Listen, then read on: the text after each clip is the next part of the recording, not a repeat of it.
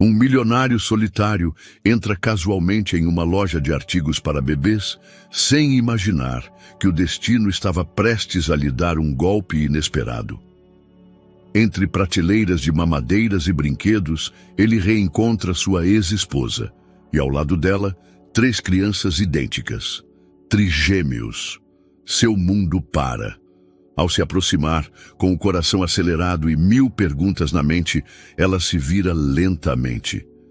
E o que diz em seguida muda tudo para sempre. Olá, espectador. Obrigado por estar aqui. Deixe um like e nos conte nos comentários o que achou da história e de qual cidade está nos assistindo agora. Vamos continuar com a história. O sol da tarde criava reflexos dourados nas amplas janelas de Mini Tesouros, a boutique infantil mais exclusiva do elegante bairro de Ipanema, no Rio de Janeiro. Os corredores estavam decorados com móveis de cristal que tilintavam suavemente, criando uma sinfonia delicada que flutuava entre as prateleiras repletas de roupas de bebê, de marcas europeias e brinquedos artesanais. O aroma sutil de baunilha e lavanda impregnava o ambiente, projetado para criar uma experiência sensorial perfeita para os pais mais exigentes da cidade maravilhosa. Heitor Almeida caminhava entre os corredores com passo decidido, seus sapatos italianos de couro ecoando contra o mármore branco do chão. Aos 45 anos, emanava a confiança de um homem acostumado a que o mundo se movesse ao seu ritmo. Seu terno azul marinho, perfeitamente cortado, não conseguia ocultar completamente a tensão que carregava nos ombros havia meses. Como magnata da construção civil, ele havia erguido arranha-céus que definiam o skyline da cidade, mas naquele momento estava em território desconhecido, escolhendo um presente para o filho recém-nascido de seu sócio. A ironia não lhe escapava. Um homem que havia construído impérios de concreto e aço, agora se sentia perdido diante de pequenos bodes de algodão orgânico e chocalhos de prata. Suas mãos, acostumadas a assinar contratos milionários, hesitavam ao tocar o delicado tecido de uma mantinha bordada à mão. Durante anos, ele havia adiado a paternidade.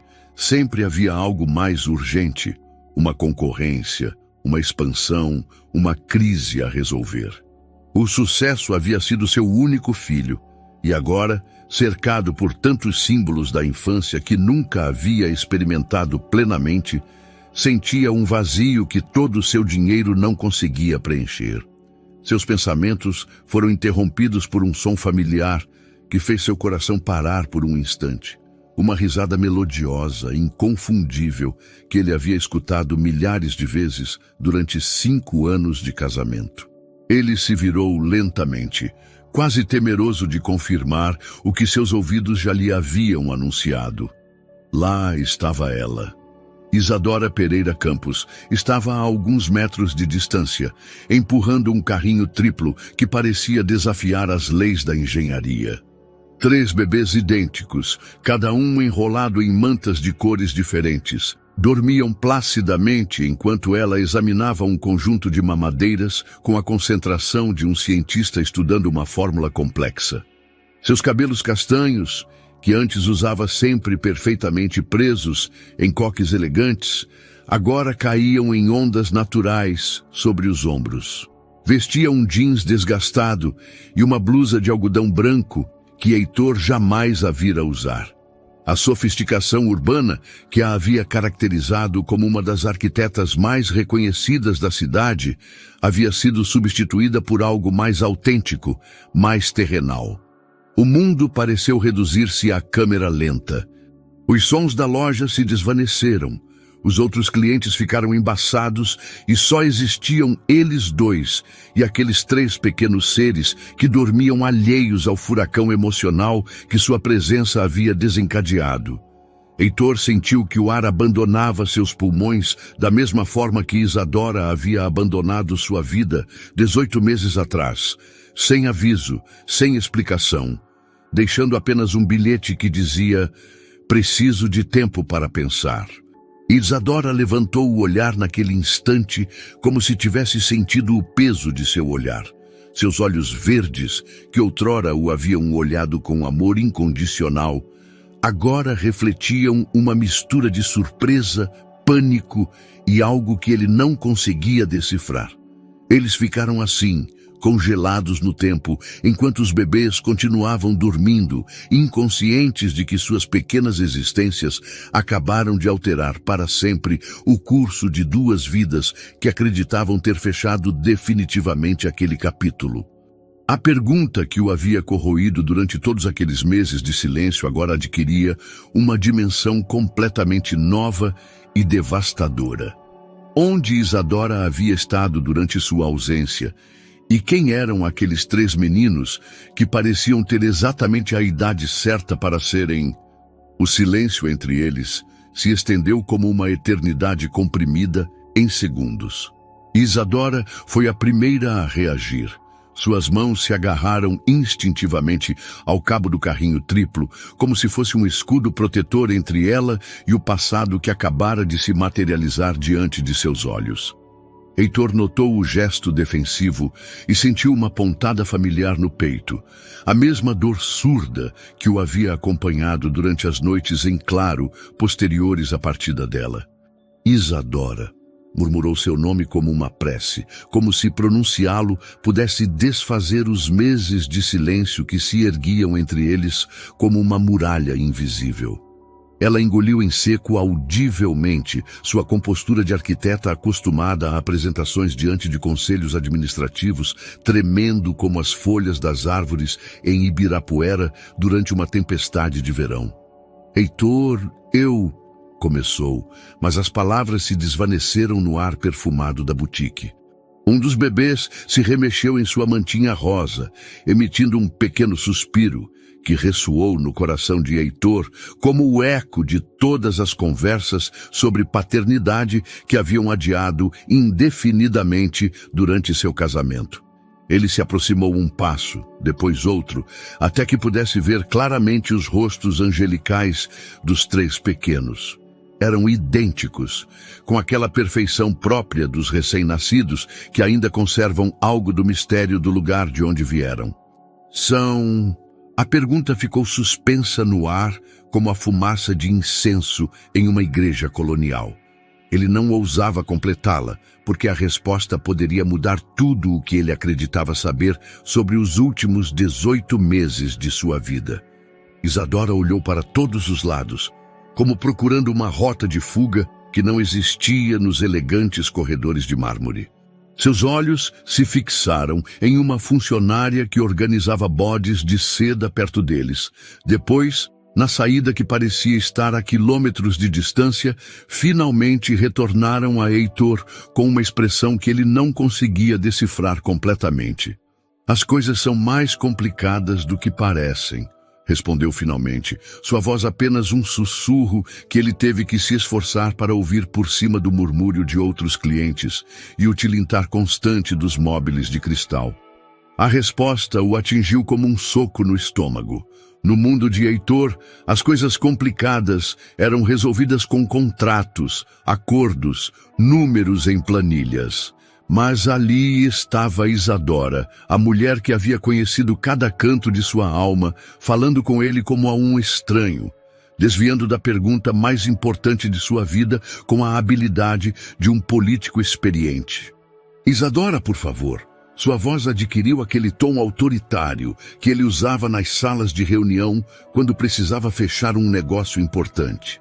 Preciso saber se esses meninos são meus. A reação dela foi imediata e devastadora. Seus olhos verdes se encheram de lágrimas contidas, suas bochechas coraram com uma mistura de dor e algo que parecia ser indignação.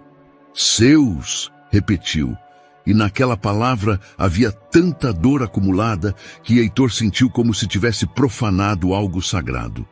Heitor, por favor, preciso que me dê espaço, disse ela, começando a mover o carrinho em direção à saída. Não posso, não aqui, não assim. Mas ele não podia deixá-la ir novamente. Não depois de 18 meses de perguntas sem resposta, de noites acordando com o nome dela nos lábios, de caminhar por sua casa como um fantasma entre cômodos que ainda cheiravam ao perfume dela. Os bebês, agora acordados pelas vozes, começaram a emitir pequenos sons, não choro ainda, mas aqueles ruídos que os recém-nascidos fazem quando o mundo exterior interrompe seus sonhos.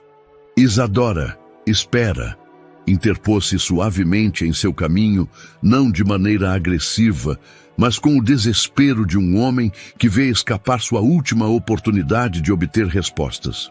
Você desapareceu por 1 ano e meio, nenhuma ligação, nenhuma mensagem, nada. E agora você aparece com 3 bebês que claramente têm a idade exata para serem... Não, interrompeu-o com firmeza, embora seu lábio inferior tremesse. Você não tem direito de fazer essas perguntas, não depois de tudo o que aconteceu. As palavras caíram entre eles como vidros quebrados. Outros clientes começaram a olhar discretamente, atraídos pela tensão palpável que os rodeava. Uma vendedora aproximou-se com expressão preocupada, mas Isadora fez um sinal de que estava bem, embora fosse óbvio que nada estava bem. Heitor respirou fundo, tentando recuperar a compostura que havia perdido completamente. Durante anos ele fora conhecido por sua frieza nas negociações mais difíceis, mas diante de Isadora e aqueles 3 pequenos seres, toda sua experiência se desmoronava como um castelo de areia. Você tem razão, admitiu, recuando um passo. Mas Isadora, esses bebês, se houver alguma possibilidade de que sejam meus, tenho o direito de saber. Ela o olhou por um longo momento, e pela primeira vez, desde que se haviam visto, sua expressão se suavizou ligeiramente. Direitos se conquistam, Heitor, e podem ser perdidos também. Com essas palavras devastadoras, ela empurrou o carrinho em direção à saída, deixando-o sozinho entre os brinquedos de pelúcia e os berços de designer, com mais perguntas do que ele tinha quando entrou na loja e uma certeza dolorosa. Fosse qual fosse a verdade sobre aqueles bebês, sua vida acabara de se complicar de maneiras que ele nem conseguia imaginar. Durante 3 dias, Heitor não conseguiu se concentrar em mais nada.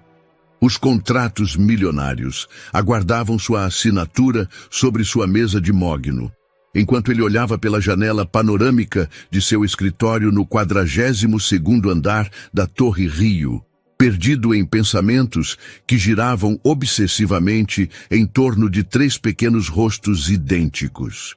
Sua secretária, Cida, uma mulher eficiente de 50 anos, que há uma década organizava sua vida profissional, havia cancelado 2 reuniões importantes porque percebeu que seu chefe parecia estar em outro planeta. Senhor Almeida, dissera ela naquela manhã com a franqueza que apenas os funcionários de confiança podem se permitir. O senhor está bem? Porque o senhor está olhando para aquela proposta de Manaus há 20 minutos sem virar uma página. Heitor havia murmurado algo sobre estar avaliando os detalhes, mas a verdade era que as palavras se difuminavam diante de seus olhos cada vez que ele tentava ler. Sua mente estava completamente ocupada pela imagem de Isadora empurrando aquele carrinho, pela forma como ela havia desviado de suas perguntas, pela possibilidade de que durante 1 ano e meio ele havia sido pai sem saber. Naquela noite, sozinho em seu penthouse em Ipanema, com as luzes da cidade se estendendo diante dele como um mar de estrelas terrestres, ele tomou uma decisão que teria sido impensável apenas 1 semana atrás. Ele discou o número de Roberto Silva, um investigador particular discreto que havia usado ocasionalmente para verificar antecedentes de sócios potenciais. Homens como Heitor não chegavam ao topo sem saber exatamente com quem estavam fazendo negócios. Roberto, preciso de sua ajuda com um assunto pessoal, disse ele sem rodeios quando o homem atendeu o telefone, apesar de ser quase meia-noite. Claro, Sr. Almeida. Do que se trata? Isadora Pereira Campos, minha ex-esposa. Preciso saber onde ela mora atualmente. Houve uma pausa na linha. Roberto era profissional, mas também conhecia o suficiente do mundo dos poderosos para entender as complexidades dos relacionamentos rompidos e as buscas desesperadas por respostas. Há algo específico que o senhor precisa saber além do endereço atual dela? Heitor hesitou. Como explicar sem soar como um homem obcecado que precisava de informações sobre 3 bebês que poderiam mudar completamente sua compreensão dos últimos 18 meses de sua vida? Só o endereço dela por enquanto, respondeu finalmente. E Roberto, isso é completamente confidencial. Entendido. Terei informações amanhã à tarde. 24 horas depois, Heitor tinha em suas mãos um envelope pardo com a informação que havia solicitado. Isadora morava em uma casa modesta em Santa Teresa, em uma rua arborizada chamada Rua Paschoal Carlos Magno, muito longe do luxo e da ostentação de Ipanema, onde haviam construído sua vida conjugal. O endereço o surpreendeu. Ele conhecia bem aquela região, com suas ruas de paralelepípedos, suas casas coloniais transformadas em cafeterias boêmias e galerias de arte. Era encantadora, pitoresca, mas também representava uma redução dramática no nível de vida ao qual Isadora estava acostumada. Durante o casamento, eles haviam vivido em uma mansão em Leblon, com jardins que requeriam uma equipe de jardineiros, uma piscina que usavam talvez uma vez por mês, e quartos que permaneciam vazios a maior parte do tempo. Isadora nunca se havia queixado do luxo, mas também não havia parecido especialmente apegada a ele. Agora, ao que parecia, ela havia escolhido voluntariamente uma vida mais simples. No sábado de manhã, com uma mistura de curiosidade e apreensão que não sentia desde seus primeiros anos como empresário, quando apostava tudo em projetos incertos, Heitor dirigiu-se a Santa Teresa. Seu Mercedes-Benz parecia fora de lugar entre os Volkswagens desgastados e as bicicletas que dominavam as ruas do bairro.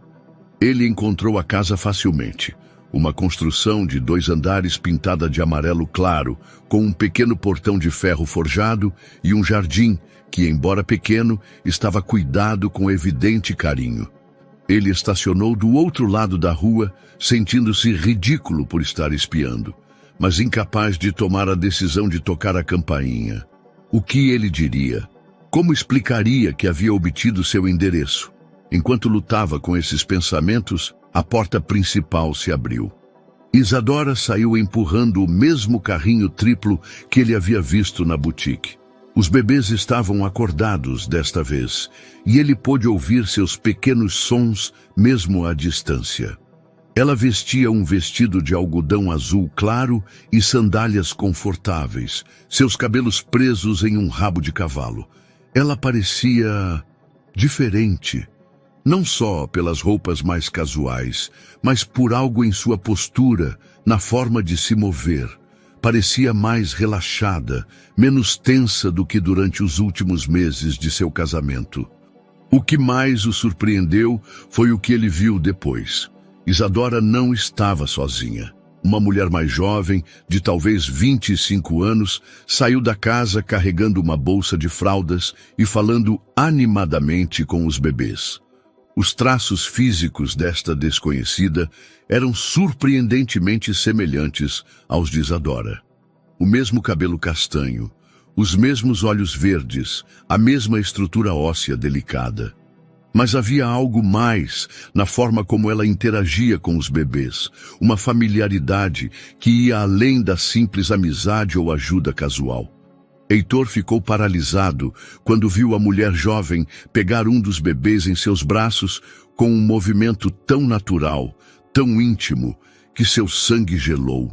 A forma como o bebê se aninhou contra ela, como reconhecendo seu cheiro, seu calor, sugeria uma ligação que ia muito além da de uma babá ou uma amiga.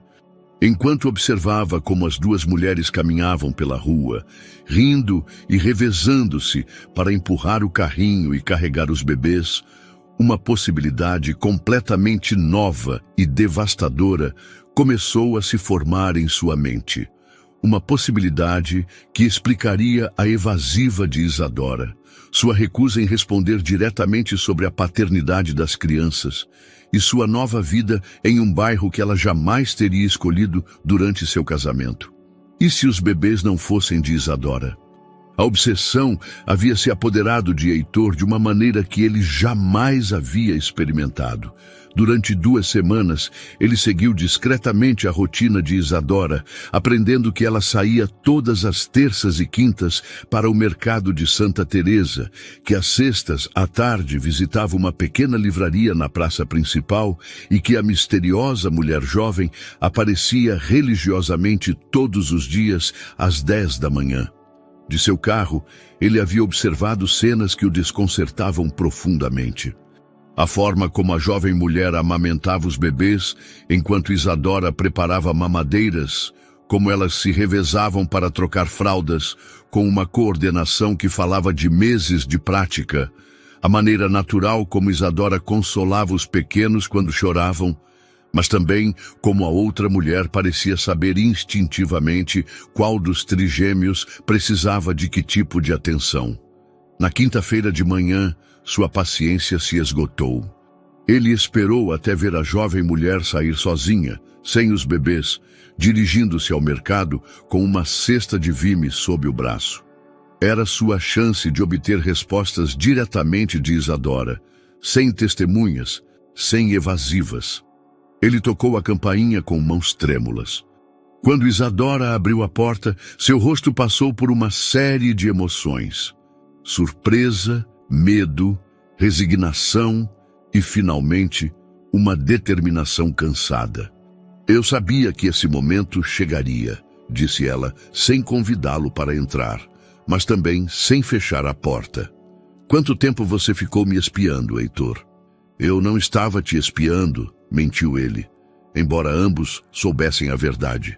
Isadora, preciso de respostas. Vi aquela mulher, a forma como ela interage com os bebês. Quem é ela? Isadora suspirou profundamente, como se estivesse carregando um peso invisível por meses e finalmente tivesse permissão para deixá-lo cair. Ela se afastou, permitindo-lhe entrar em uma sala modesta, mas aconchegante, decorada com móveis simples e plantas que enchiam o espaço de uma vida que ele não reconhecia. É minha irmã, disse ela finalmente, as palavras saindo como uma confissão há muito reprimida. Sofia, ela tem 25 anos. Sua irmã? Heitor ficou atônito. Durante 5 anos de casamento, Isadora nunca havia mencionado ter irmãos. Sua família, segundo ela havia contado, consistia apenas em seus pais, ambos falecidos em um acidente quando ela tinha 28 anos. Nunca te falei dela porque... Isadora sentou-se pesadamente no sofá, de repente parecendo mais velha do que seus 38 anos. Porque Sofia tem problemas de saúde mental, transtorno bipolar severo. Durante anos, ela esteve entrando e saindo de clínicas, tendo episódios que a colocavam em perigo a ela e aos outros. Eu pagava o tratamento dela, mas nunca quis que ela fizesse parte de nossa vida porque... Ela parou, as lágrimas começando a formar poças em seus olhos verdes. Porque eu tinha medo de que você pensasse que ela era um fardo, que os problemas mentais fossem hereditários, que ela arruinasse a imagem perfeita que você tinha de mim. Heitor sentiu como se tivesse levado um soco no estômago. Os bebês são dela? Isadora assentiu lentamente. Há 2 anos ela conheceu um homem durante um de seus períodos estáveis. Ela engravidou sem planejar. Quando soube que eram trigêmeos, sua condição mental se deteriorou gravemente. O parto foi complicado, ela quase não sobreviveu. O pai desapareceu quando soube dos problemas de saúde. As peças do quebra-cabeça começaram a se encaixar com uma clareza dolorosa. Por isso você foi embora. Sofia não conseguia cuidar de 3 bebês, mal conseguia cuidar de si mesma. Alguém tinha que assumir a responsabilidade, e eu era a única família que ela tinha. Isadora enxugou as lágrimas com o dorso da mão. Eu sabia que se te pedisse, você diria que os levávamos para uma instituição, que não era nosso problema. Como você pode ter tanta certeza disso? Porque eu te conhecia, Heitor. Eu conhecia sua obsessão pela perfeição, por manter as aparências. Uma irmã com problemas mentais e 3 bebês não se encaixavam no seu mundo de contratos e torres de vidro. O silêncio que se seguiu foi devastador, porque ambos sabiam que ela provavelmente estava certa. As semanas seguintes a essa revelação devastadora transcorreram em uma estranha dança de aproximação cautelosa.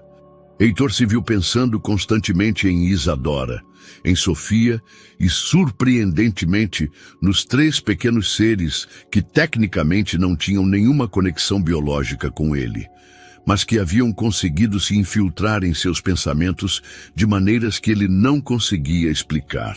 A primeira vez que ele enviou um presente foi 2 dias depois da conversa na sala de Isadora. Uma entrega chegou à casa de Santa Teresa, com fraldas da marca mais cara disponível no Brasil, suficientes para um mês inteiro. Isadora ligou para ele naquela mesma tarde.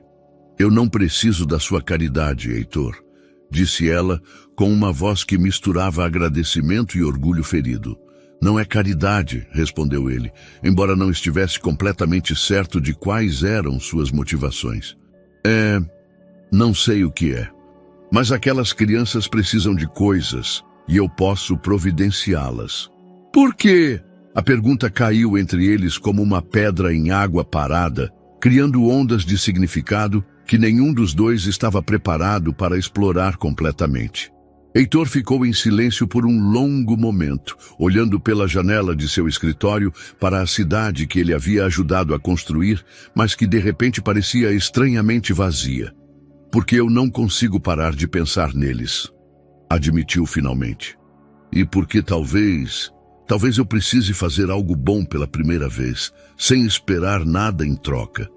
A honestidade brutal de sua resposta pareceu desarmar Isadora. Heitor, você não precisa dizer nada. Só não devolva as fraldas, tudo bem? A partir daquele momento, os presentes começaram a chegar com regularidade. Mas não eram os gestos extravagantes que se poderia esperar de um magnata acostumado a impressionar com sua riqueza. Em vez disso, Heitor enviava coisas práticas e atenciosas. Um esterilizador de mamadeiras de última geração, quando soube que Isadora fervia tudo no fogão, roupas de bebê nos tamanhos exatos que os trigêmeos precisariam nos próximos meses, um monitor de bebês com câmera que permitisse que eles descansassem melhor durante a noite. Cada presente vinha acompanhado de uma nota breve, nunca invasiva, às vezes apenas algumas palavras. Achei que isso poderia ser útil. Ouvi isso e me lembrei que você mencionou que eles acordavam à noite. Isadora, apesar de sua resistência inicial, começou a aceitar a ajuda. Mais surpreendente ainda, começou a enviar fotos ocasionais. A primeira foi uma mensagem de texto simples, uma imagem dos 3 bebês dormindo nos novos berços que ele havia enviado, com a mensagem obrigada. Depois vieram mais. Os trigêmeos durante o banho, seus primeiros sorrisos, pequenos momentos cotidianos que Isadora compartilhava sem explicação. O ponto de inflexão chegou em uma terça-feira à tarde, quando Isadora ligou para ele. Sua voz tingida de pânico. Heitor, você poderia vir. É a Sofia. Ela está tendo um episódio e os bebês estão chorando e eu não sei o que fazer. Ele saiu de uma reunião com investidores japoneses sem explicação, deixando 3 homens de terno desconcertados na sala de conferências enquanto corria para o elevador.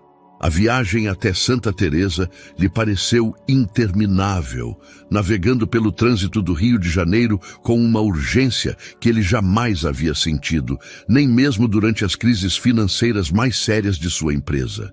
Quando chegou à casa, encontrou o caos controlado que Isadora havia descrito. Sofia estava em seu quarto, soluçando de maneira inconsolável, enquanto repetia que não era uma boa mãe, que os bebês estariam melhor sem ela. Os trigêmeos, respondendo ao estresse no ambiente, choravam em coro da sala onde Isadora tentava acalmá-los simultaneamente. Sem pensar duas vezes, Heitor tirou a jaqueta de seu terno de $3.000 e tomou nos braços o bebê que parecia estar chorando mais alto. Para sua surpresa, o pequeno se acalmou quase imediatamente, seus minúsculos punhos relaxando enquanto se aninhava contra seu peito. "Como você fez isso?" perguntou Isadora, incredulidade misturando-se com alívio em sua voz. Heitor olhou para baixo para o pequeno rosto que agora o observava com curiosidade em vez de angústia. "Não faço ideia", respondeu honestamente.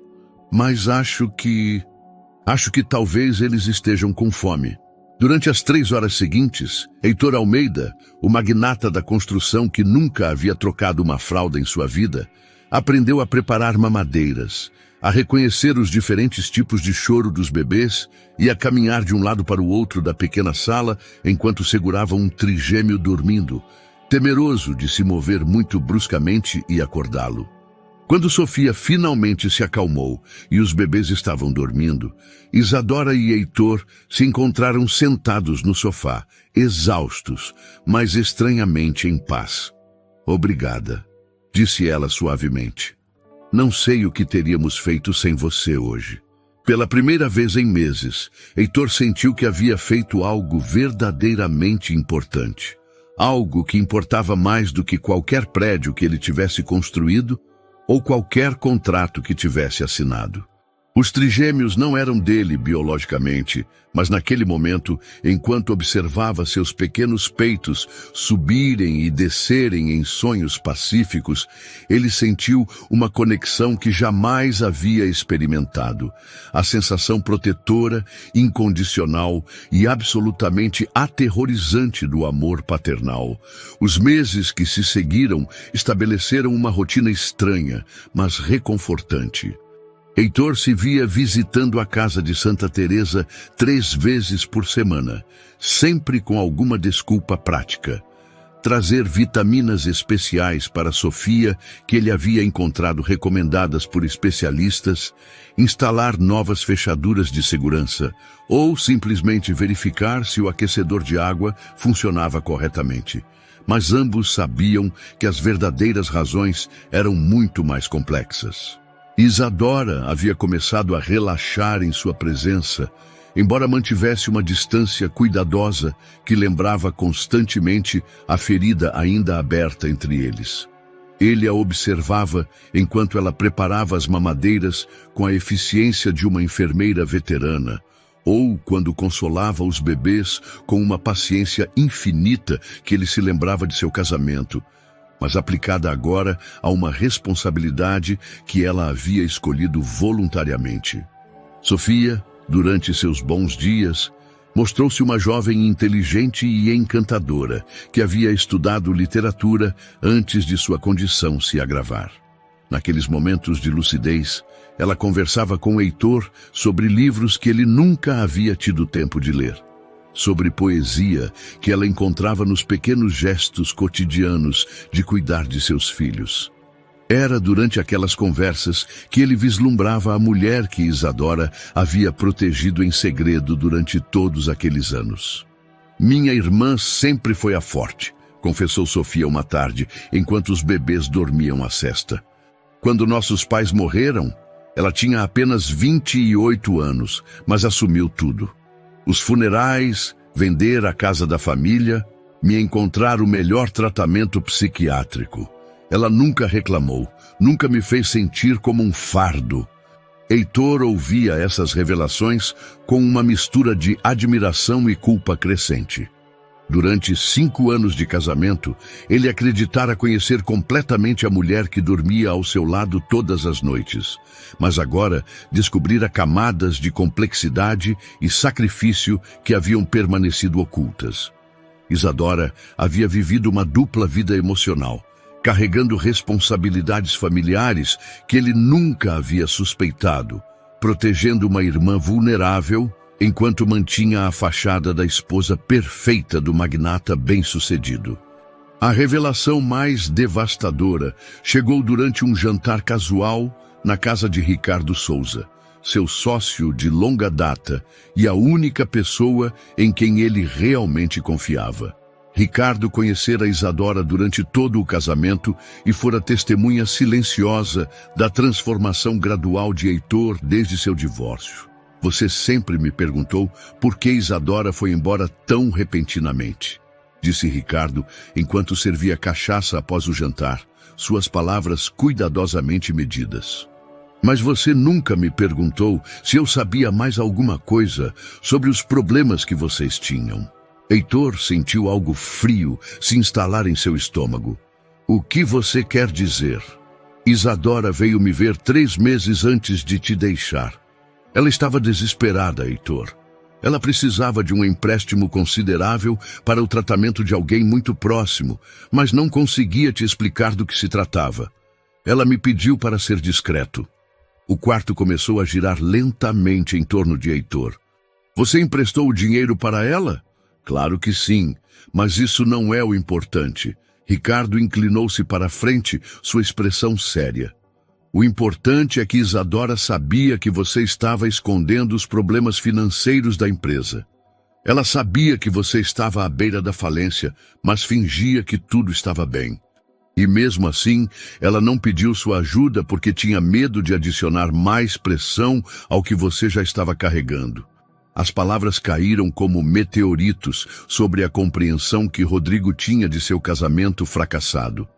Durante meses, ele havia culpado Isabela por abandoná-lo sem explicação, por não confiar o suficiente nele para compartilhar seus problemas.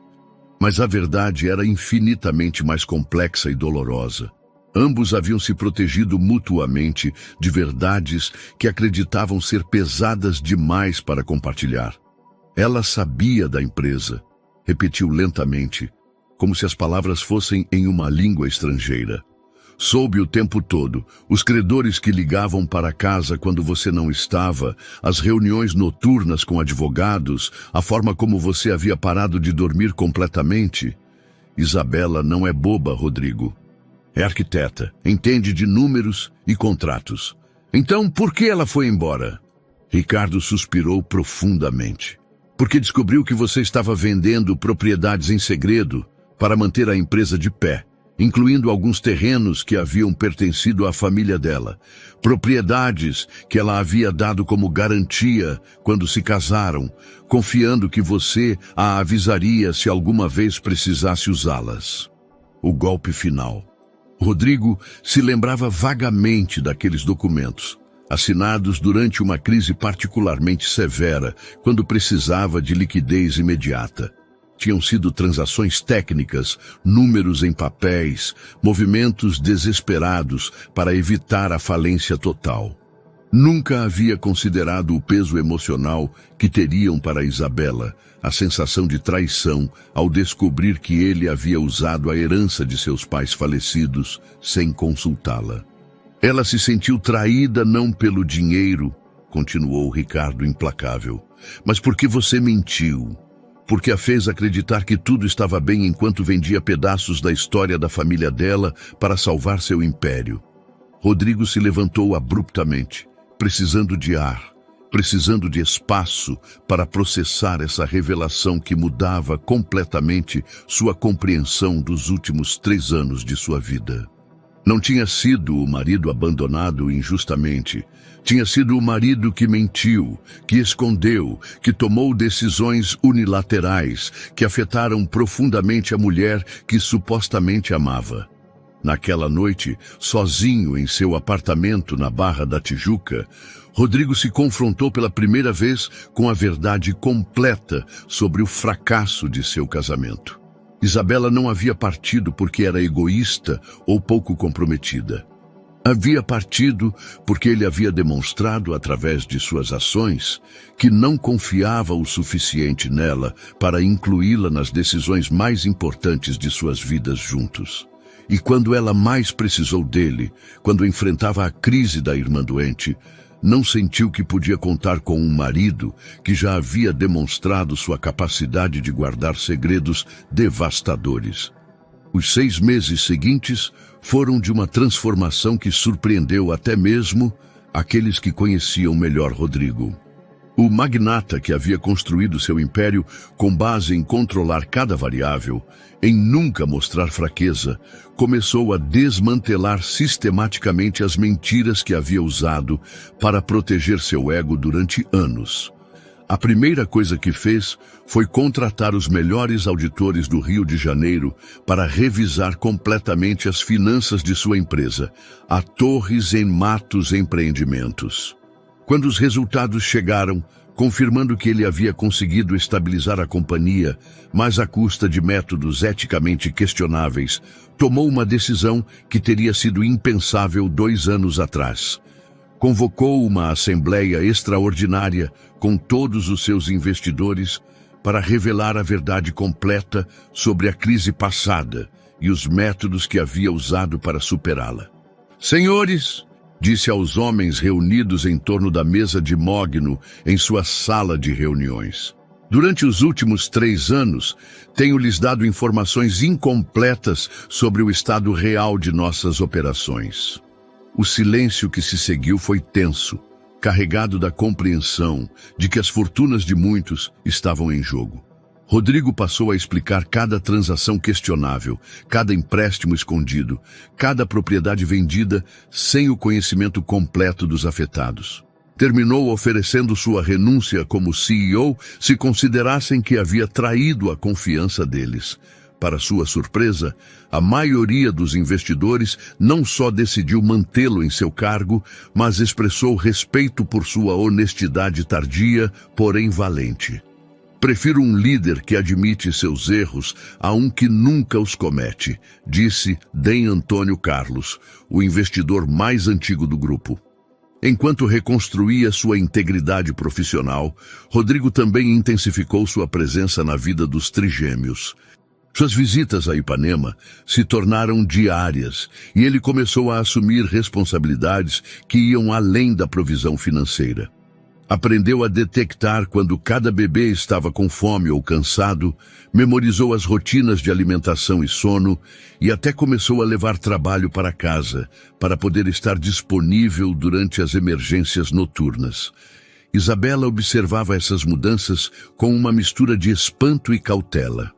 O homem que uma vez havia considerado muito ocupado para discutir planos familiares, agora cancelava reuniões importantes se coincidissem com as consultas médicas dos bebês. Havia lendo livros sobre desenvolvimento infantil com a mesma intensidade que havia dedicado anteriormente aos relatórios financeiros. Por que você está fazendo tudo isso? Perguntou ela uma tarde, enquanto ele ajudava Sofia com os exercícios de terapia que seu psiquiatra havia recomendado. Rodrigo olhou para cima do bebê que estava alimentando, considerando a pergunta com a seriedade que havia aprendido a aplicar às conversas importantes. Porque percebi que durante anos construí prédios, mas nunca construí relacionamentos reais. Essas crianças não precisam que eu lhes construa arranha-céus. Precisam que eu esteja presente, que seja consistente, que seja honesto.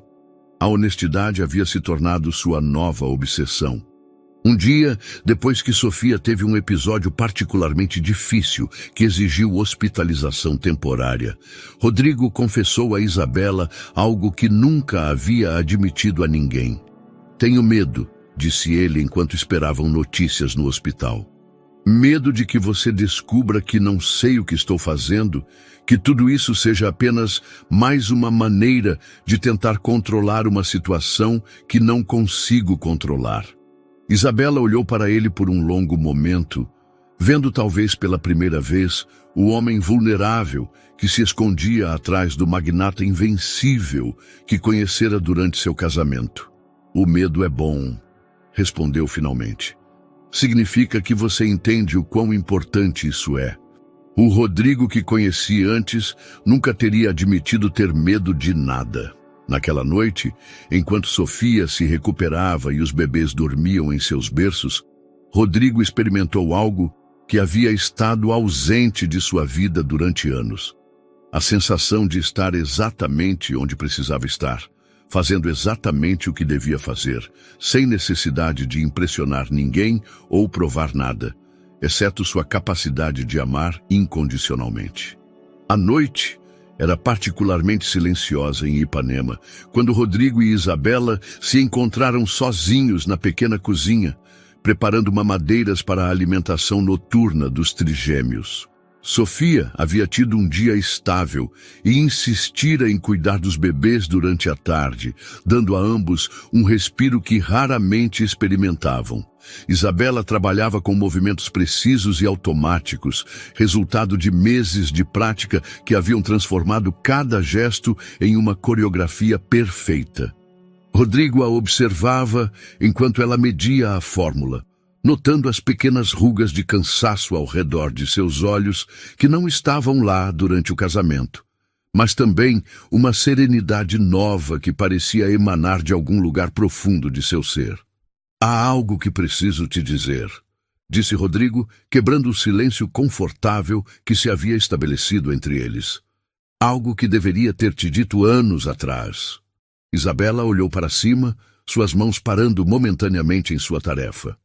"O que é?" "Sempre quis ser pai." As palavras saíram com dificuldade, como se estivesse confessando um crime.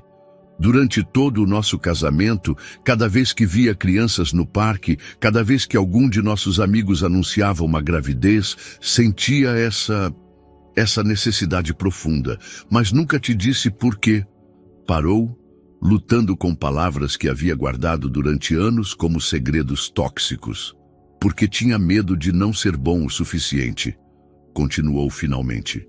"Meu pai era ausente, frio, mais interessado em seus negócios do que em conhecer realmente seus filhos. Morreu quando eu tinha 25 anos e percebi que éramos praticamente desconhecidos. Tinha terror de repetir esse padrão." Isabela havia parado completamente de preparar as mamadeiras, dando-lhe toda a sua atenção. Seus olhos refletiam uma mistura de surpresa e dor que ele não havia antecipado. "Rodrigo!"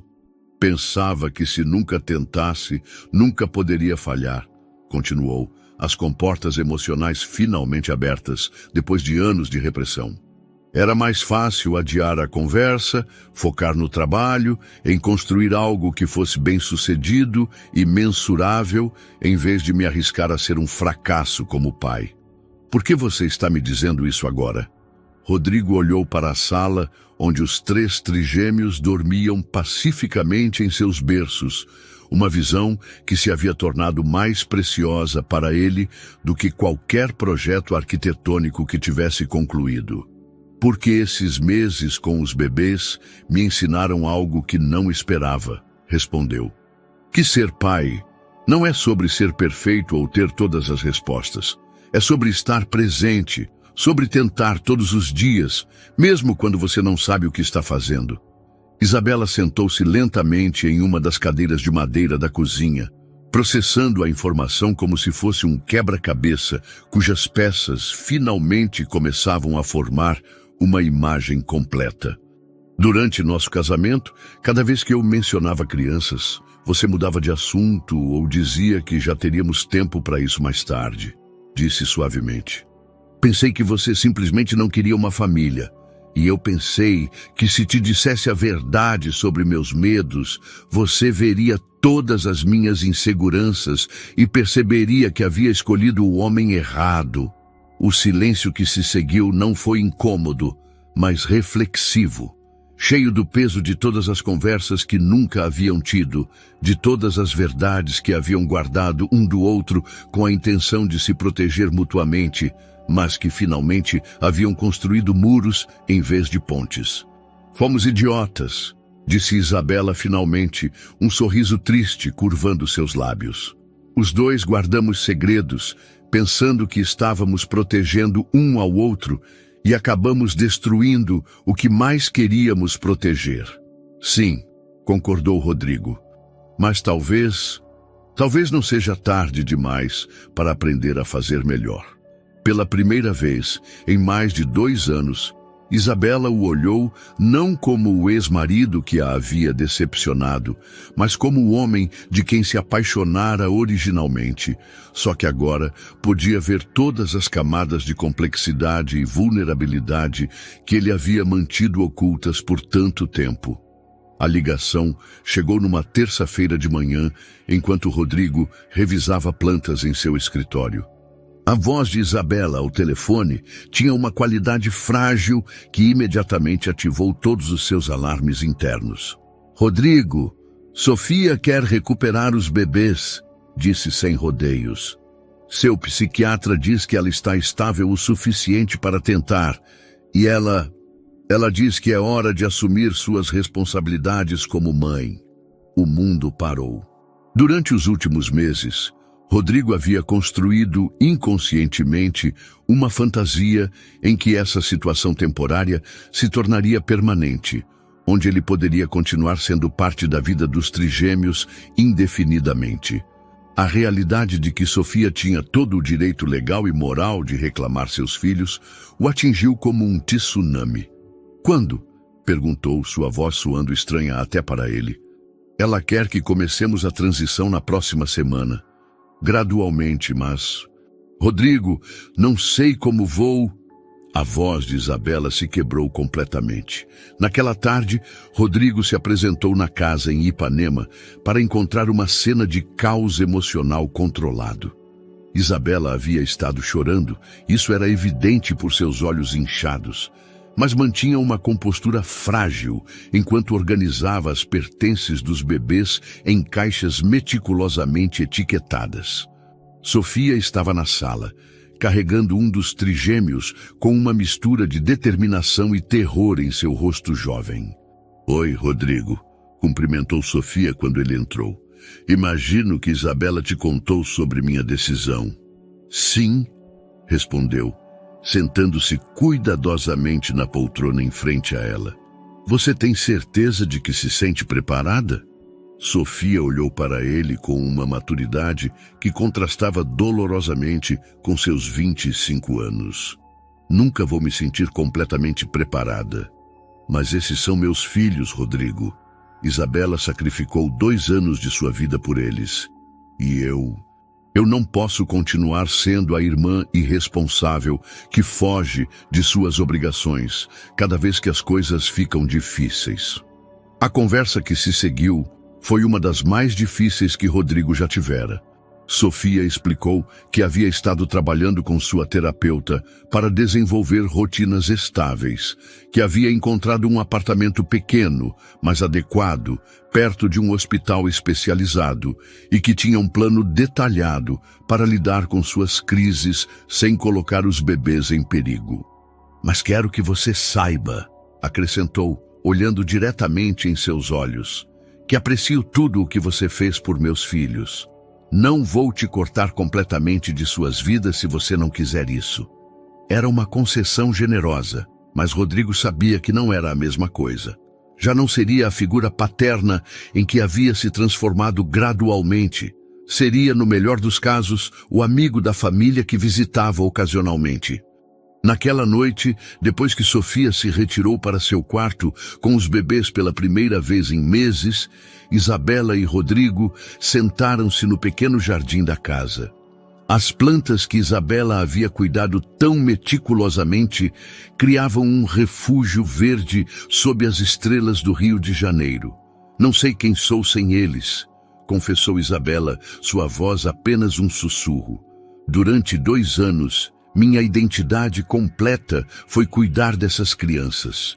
Levantar a cada 3 horas, preparar mamadeiras, trocar fraldas, me preocupar com cada pequeno resfriado ou febre. O que vou fazer agora?" Rodrigo entendia exatamente o que ela queria dizer. Os trigêmeos haviam preenchido um vazio em sua vida que ele nem mesmo sabia que existia.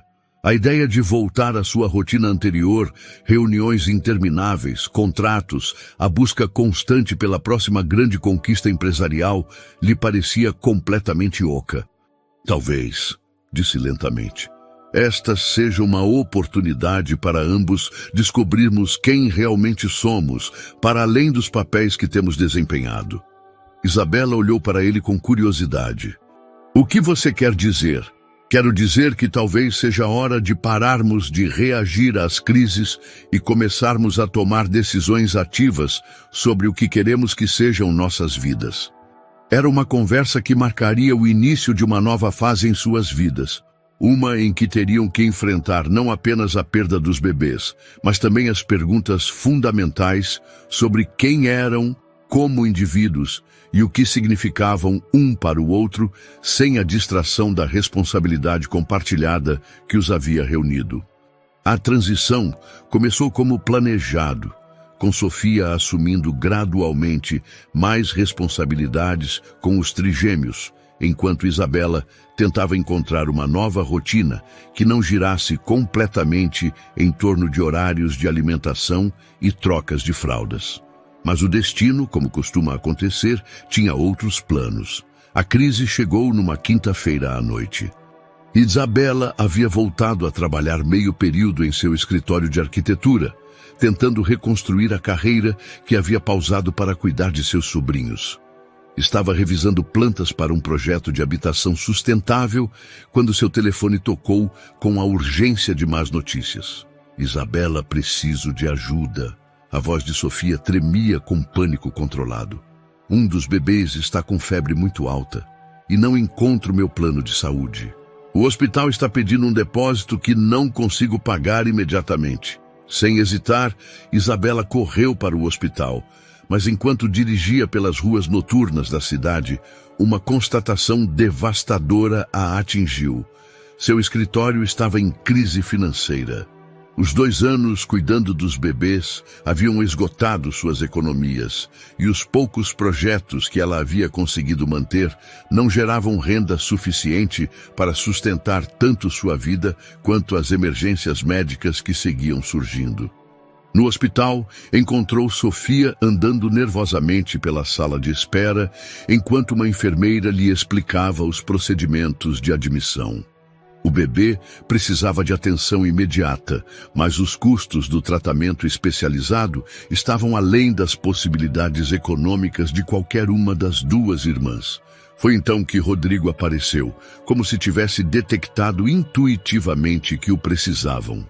Isabela havia enviado uma mensagem de texto explicando a situação, mas não esperava que ele cancelasse um jantar importante com investidores europeus para estar lá. O que precisam? Perguntou sem rodeios, dirigindo-se diretamente ao balcão de admissão. Em 30 minutos, ele havia resolvido todos os aspectos financeiros do tratamento. Conseguira que o melhor pediatra do hospital examinasse o bebê e organizara um quarto particular para que Sofia pudesse ficar confortável durante a internação. Mas o que mais impressionou Isabela não foi sua eficiência em resolver problemas com dinheiro, mas a forma como ele segurou a mão de Sofia enquanto esperavam os resultados, falando com uma calma e paciência que ela jamais havia visto durante seu casamento. Enquanto o bebê se recuperava nos dias seguintes, Rodrigo se tornou um pilar silencioso, mas constante. Trazia comida de verdade para Sofia, em vez de permitir que ela vivesse de sanduíches do hospital, se revezava com Isabela nas vigílias noturnas e organizou que uma enfermeira particular ajudasse durante as horas em que nenhum deles podia estar presente. Mas a verdadeira revelação chegou quando Isabela descobriu que seu escritório de arquitetura estava prestes a fechar definitivamente. Os pagamentos atrasados de clientes, combinados com 2 anos de renda reduzida, haviam criado uma dívida que ela não conseguia administrar sozinha. Estava em seu escritório, cercada de caixas meio embaladas e contas não pagas, quando Rodrigo apareceu sem avisar. Carmen me disse que você poderia estar aqui, explicou, referindo-se à sua secretária que havia mantido contato ocasional com Isabela mesmo depois do divórcio. Não é um bom momento, Rodrigo, respondeu Isabela, tentando esconder as lágrimas de frustração que ameaçavam cair havia horas. Sei o que está acontecendo com seu negócio, disse suavemente. E quero ajudar. Não posso aceitar mais seu dinheiro. Você já fez demais. Não é caridade, replicou, aproximando-se para sentar na cadeira em frente à sua mesa desorganizada. É um investimento. Seu escritório é especializado em arquitetura sustentável, não é? Minha empresa está se expandindo para projetos ecológicos. Precisamos de arquitetos com sua experiência e visão. Isabela olhou para ele com desconfiança. Está inventando uma necessidade empresarial para justificar me ajudar? Rodrigo sorriu. O primeiro sorriso genuíno que ela havia visto em seu rosto em anos. Em parte, admitiu. Mas também é verdade que estamos há 6 meses procurando o sócio arquitetônico certo para a nossa nova divisão verde.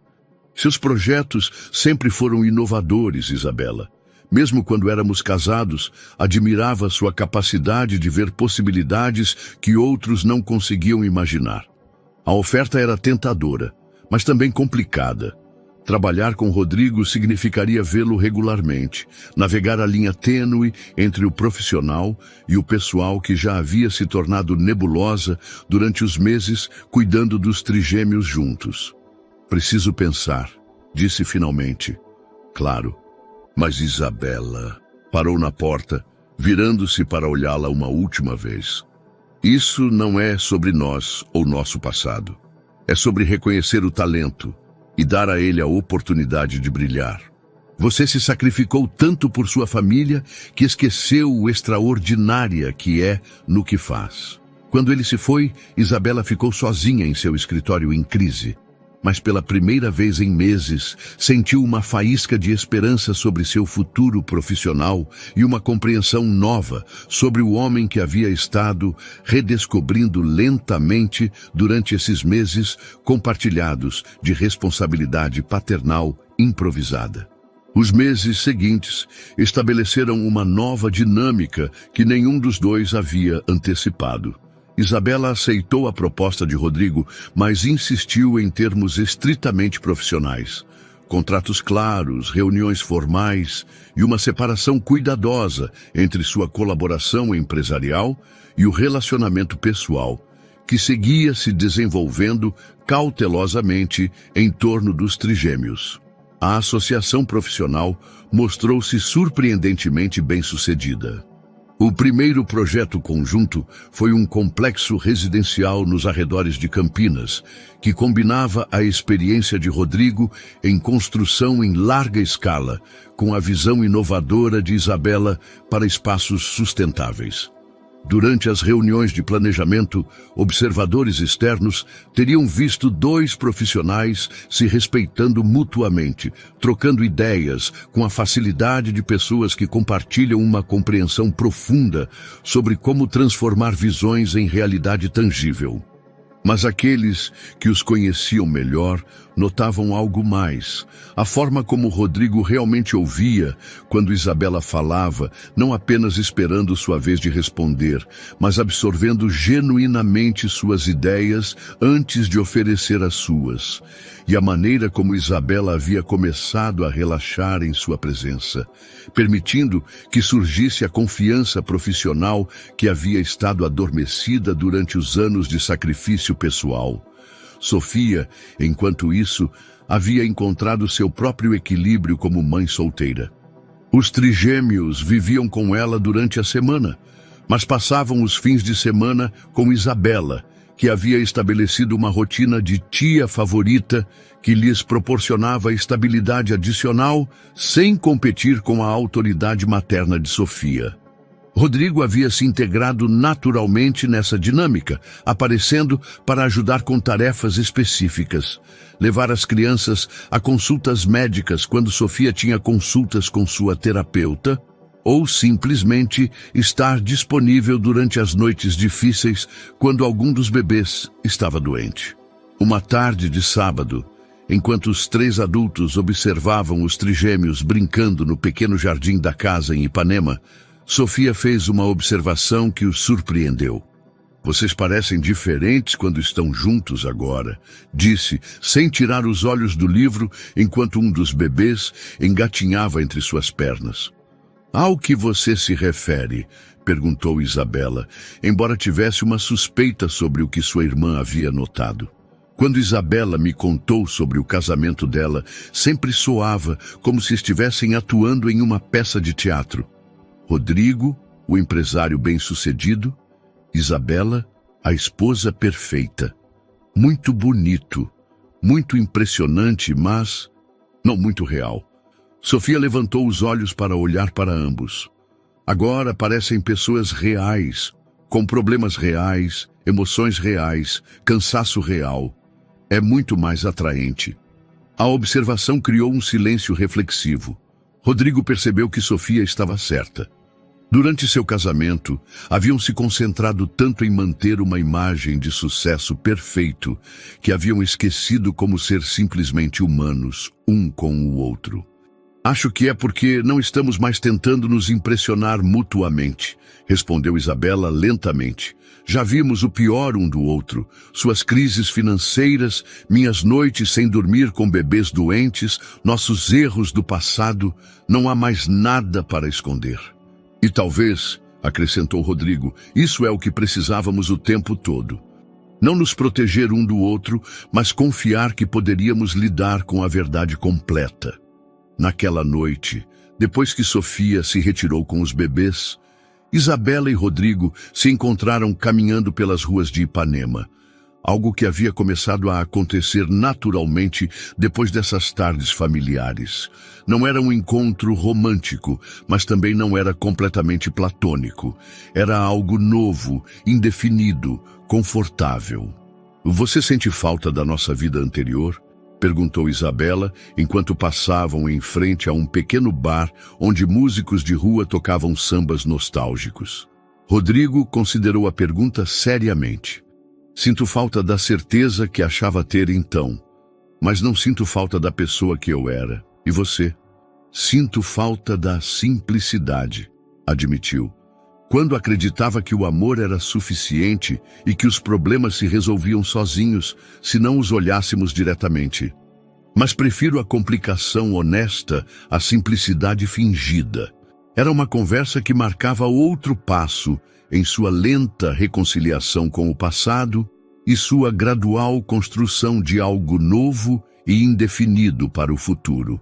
A ligação chegou numa segunda-feira de manhã, interrompendo uma reunião de planejamento sobre o novo projeto residencial. A voz do pediatra era calma, mas séria, usando aquele tom que os médicos reservam para notícias que mudarão vidas. Senhora Herrera, precisamos que vocês venham ao hospital imediatamente. Antônio desenvolveu uma condição cardíaca que requer cirurgia especializada. É tratável, mas precisamos agir rapidamente. Isabela sentiu o mundo desabar ao seu redor. Antônio era o menor dos trigêmeos, o que havia tido mais problemas de saúde desde o nascimento, o que se aninhava contra seu peito com uma confiança que lhe partia o coração cada vez que tinha que devolvê-lo a Sofia. Quão sério é? Conseguiu perguntar, enquanto Rodrigo, que havia notado sua palidez súbita, se aproximava com expressão preocupada. A cirurgia tem ótimas taxas de sucesso, mas precisa ser feita nos Estados Unidos. Há uma clínica em Houston que é especializada nesse tipo de procedimento em bebês. Precisaremos coordenar o traslado imediatamente. Quando Isabela desligou o telefone, as lágrimas já corriam por suas bochechas. Rodrigo não precisou de explicações. Havia escutado o suficiente da conversa para entender a gravidade da situação. O que precisamos fazer? Perguntou. E nessas 4 palavras, Isabela ouviu algo que a tranquilizou mais do que qualquer promessa elaborada. Ele havia dito precisamos, não você precisa. As 24 horas seguintes foram um turbilhão de atividade. Rodrigo usou seus contatos internacionais para acelerar todos os trâmites necessários. Vistos médicos de emergência, coordenação com a clínica de Houston, organização de transporte especializado para um bebê com condição cardíaca crítica. Mas o que mais impressionou Isabela foi que ele não simplesmente delegou essas tarefas a seus assistentes. Envolveu-se pessoalmente em cada detalhe. ligando diretamente para funcionários, médicos e coordenadores logísticos. Sofia, compreensivelmente, estava devastada. Sua culpa como mãe se misturava ao terror de potencialmente perder um de seus filhos, criando uma crise emocional que ameaçava desestabilizar completamente seu frágil equilíbrio mental.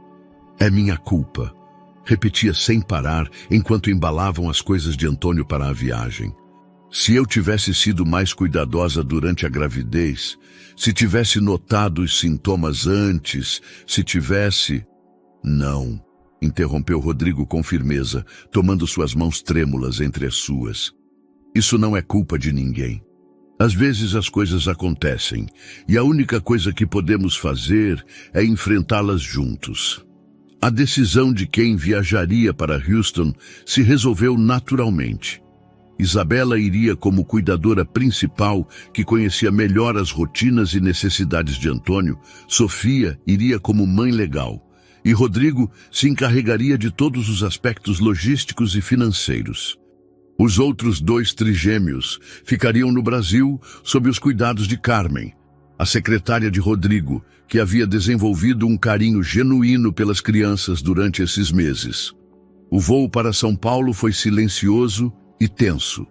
Caio, sedado para a viagem, parecia terrivelmente frágil em sua cadeirinha especial de bebê, conectado a monitores portáteis que registravam cada batida de seu pequeno coração comprometido.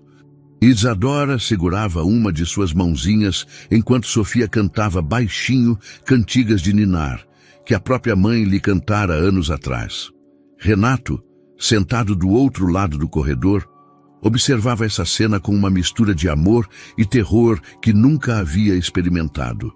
Durante anos, ele tomara decisões que afetavam as vidas de centenas de funcionários, lidara com crises financeiras que poderiam arruinar famílias, navegara situações de alto estresse onde um erro poderia custar milhões. Mas nada o havia preparado para a impotência absoluta de amar um menino que poderia não sobreviver à semana.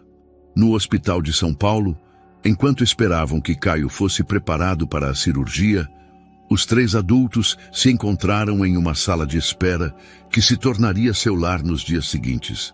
Foi ali, em meio à incerteza mais absoluta, que Renato fez uma confissão que mudaria tudo. "Não consigo imaginar minha vida sem essas crianças", disse em voz baixa, olhando pela janela para a ala cirúrgica onde Caio estava sendo preparado. "Durante meses me disse a mim mesmo que estou ajudando porque é a coisa certa a fazer. Mas a verdade é mais egoísta que isso. Eu os amo como se fossem meus, e a ideia de perder Caio está me matando."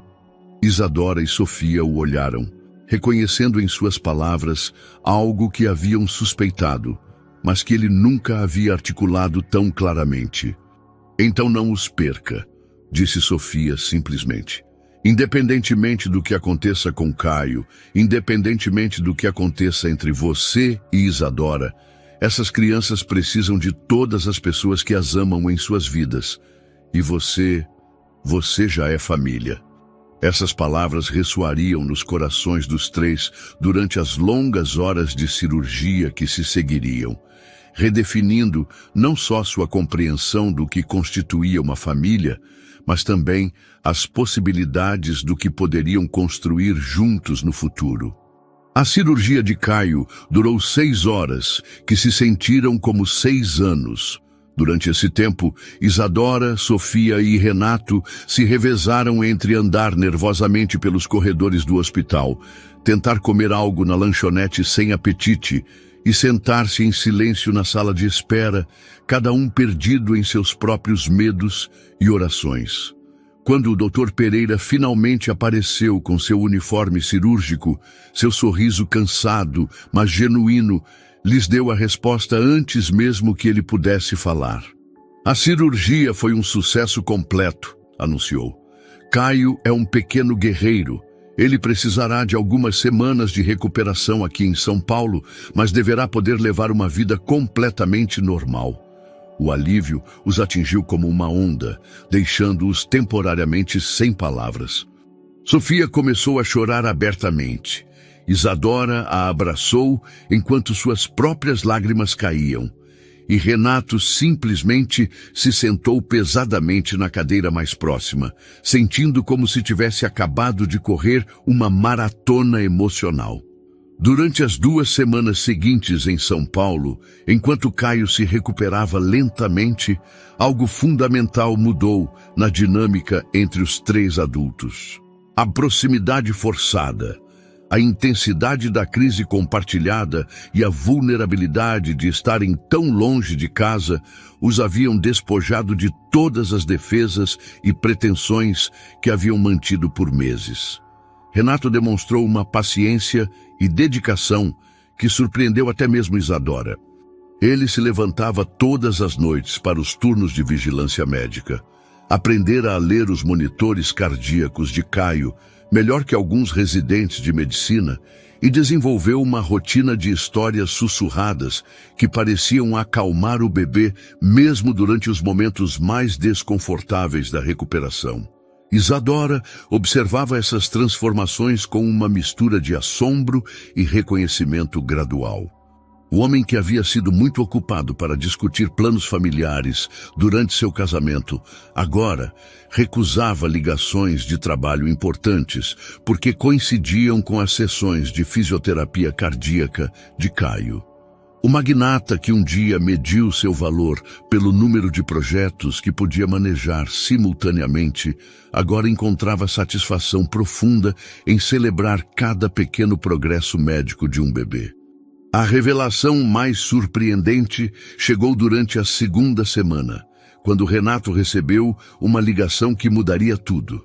Isadora o ouviu falando em inglês do corredor do hospital, sua voz adquirindo gradualmente o tom profissional que ela reconhecia de seus anos de casamento. Quando voltou ao quarto de Caio, sua expressão era uma mistura complexa de excitação e conflito. "O que foi isso?" perguntou Isadora, notando a tensão em seus ombros. "Uma proposta", respondeu lentamente, sentando-se na cadeira ao lado do berço, onde Caio dormia pacificamente. "Um consórcio europeu quer que eu lidere a expansão da minha empresa para a Espanha e França. Seria a oportunidade mais grandiosa da minha carreira. Triplicaria o tamanho da companhia em 5 anos. Sofia levantou o olhar do livro que estava lendo. "Isso soa incrível. Qual é o problema?" "O problema é que eu teria que me mudar para Madrid imediatamente. O projeto exige supervisão direta, presença física constante por pelo menos 3 anos, possivelmente 5. O silêncio que se seguiu foi pesado com implicações não ditas. Isadora sentiu algo frio se instalar em seu estômago, uma familiaridade dolorosa com esse tipo de conversa que havia definido as crises de seu casamento anterior. "E o que você vai fazer?" perguntou, mantendo sua voz cuidadosamente neutra. Renato olhou para Caio, depois para ela, depois para Sofia, como se estivesse memorizando seus rostos. "Durante anos", disse lentamente, "tomei decisões baseadas no que era melhor para minha carreira, para minha empresa, para minha reputação profissional. E cada vez que escolhi o sucesso sobre os relacionamentos, terminei mais só e mais vazio." Ele se levantou e caminhou até a janela que dava para o Centro Médico de São Paulo, uma cidade onde havia vindo como estranho, mas onde descobrira algo sobre si mesmo que não sabia que existia. "Eu liguei para eles de volta há 1 hora", continuou. "Eu disse que a oferta era incrível, que eu a apreciava imensamente, mas que a recusava." Isadora sentiu seu coração parar. "Renato." "Não!" a interrompeu, virando-se para olhá-la diretamente. "Desta vez vou escolher diferente. Vou escolher estar presente para as pessoas que amo, em vez de perseguir conquistas que no final só impressionam estranhos." "Mas é a sua empresa", protestou Sofia. "É tudo o que você construiu." "A empresa vai continuar existindo", respondeu com uma serenidade que Isadora nunca havia ouvido em sua voz antes. "Eu tenho sócios capazes, gerentes excelentes. Eles podem lidar com a expansão sem mim. Mas Caio, seus irmãos, vocês duas, não podem ser substituídas por mais ninguém. Era uma declaração que teria sido impensável do Renato, que Isadora conhecera durante seu casamento. Mas aqui estava ele, em um quarto de hospital a milhares de quilômetros de casa, escolhendo conscientemente o amor sobre a ambição, a presença sobre o prestígio. Você tem certeza? Perguntou Isadora, embora em seu coração já soubesse a resposta pela forma como ele havia estado olhando para Caio durante essas semanas de recuperação. Mais certo do que estive de qualquer decisão na minha vida, respondeu. Finalmente entendo o que realmente importa. E não está em uma sala de reuniões em Madrid. Um ano exato depois daquele encontro inesperado em Pequenos Tesouros, a casa de Ipanema estava cheia de risadas infantis e daquela bagunça organizada que só crianças de 2 anos conseguem criar. Os trigêmeos, agora correndo por todos os lados com a energia incansável de pequenos exploradores, haviam transformado a modesta casa em um universo de brinquedos, livros coloridos e o murmúrio constante de vozes adultas que haviam aprendido a se comunicar por cima do doce barulho da infância. Caio, completamente recuperado de sua cirurgia cardíaca, era agora o mais aventureiro dos 3, escalando móveis com uma determinação que mantinha todos em alerta constante. Antônio desenvolvera uma fascinação por livros, passando longos períodos folheando páginas com a seriedade de um acadêmico em miniatura. E Bernardo herdara claramente a veia artística de sua mãe, criando obras-primas abstratas em qualquer superfície que pudesse alcançar com seu giz de cera. À tarde do aniversário, encontrou Isadora e Renato no pequeno jardim dos fundos, observando Sofia ensinar as crianças a plantar sementes de girassol em vasos minúsculos. O projeto fora a ideia de Renato, que descobrira que tinha talento natural para inventar atividades que combinavam diversão com aprendizado. Você alguma vez imaginou que chegaríamos aqui? Perguntou Isadora, acomodando-se na cadeira de jardim que Renato construíra pessoalmente durante um de seus projetos de fim de semana. Honestamente, não, respondeu, sorrindo enquanto Caio tentava comer terra diretamente do vaso antes que Sofia o redirecionasse pacientemente para a atividade correta. Há 1 ano, se alguém me dissesse que estaria passando meus sábados construindo casinhas de bonecas e aprendendo as diferenças entre choro de fome versus choro de cansaço, eu teria pensado que estavam loucos. Durante esses meses, eles haviam estabelecido uma rotina que funcionava para todos. Sofia encontrara seu equilíbrio como mãe, com o apoio de uma terapeuta excelente e uma rede de apoio que incluía Isadora e Renato como figuras constantes, mas não invasivas. Seu apartamento perto do hospital se tornara o lar principal das crianças, mas os jantares familiares de sexta-feira em Ipanema e as aventuras de domingo haviam criado uma dinâmica familiar estendida que nenhum havia planejado, mas que todos valorizavam profundamente. Isadora relançara seu escritório de arquitetura com um sucesso que superava suas expectativas mais otimistas.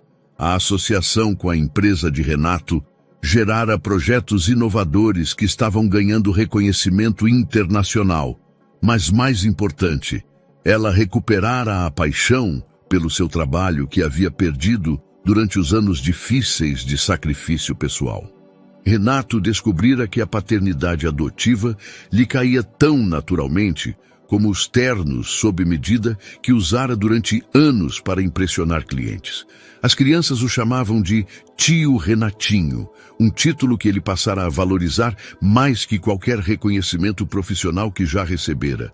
Tem algo que quero te perguntar, disse Isadora naquela noite, depois que Sofia levara as crianças para casa e eles estavam limpando os restos da comemoração do aniversário. O que é? Esses 3 meses nós temos estado... Bem, não sei exatamente como chamar o que temos estado fazendo. Passamos tempo juntos, trabalhamos juntos. Criamos filhos juntos, mas nunca falamos sobre o que tudo isso significa. Renato parou de lavar a louça e se virou para olhá-la completamente. Era uma conversa que ambos haviam estado evitando, não por medo, mas porque o que tinham agora se sentia muito valioso para arriscar, definindo-o incorretamente. "O que você quer que signifique?" perguntou.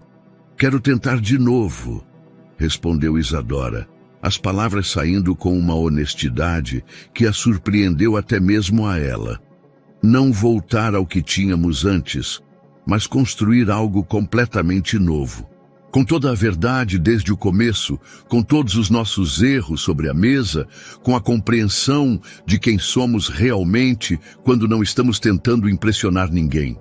Renato se aproximou lentamente, tomando suas mãos com a mesma reverência que aprendera a usar ao carregar os bebês quando dormiam.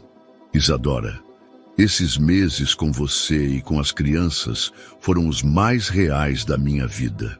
Eu não quero uma segunda chance ao casamento que tivemos. Quero uma primeira chance ao casamento que deveríamos ter tido desde o começo.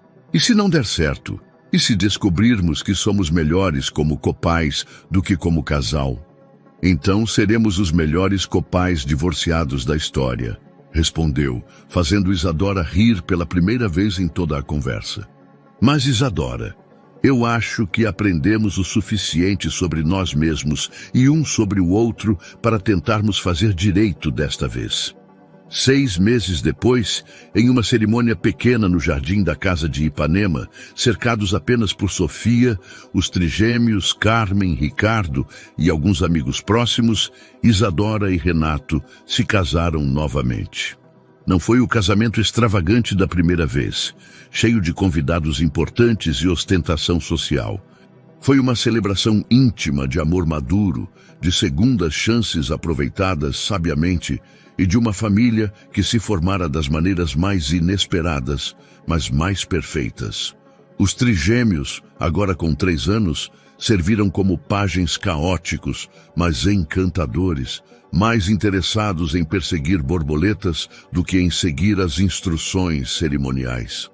E enquanto Isadora e Renato trocavam votos que haviam escrito baseados em tudo o que haviam aprendido sobre amor real versus amor idealizado, Sofia segurava Caio, que batia palmas alegremente, sem entender completamente por que todos os adultos estavam chorando lágrimas de felicidade. Espero que você tenha gostado da história de hoje. Inscreva-se no canal para não perder mais histórias como esta. Dê um like e comente abaixo o que você achou da história. Nos vemos no próximo vídeo.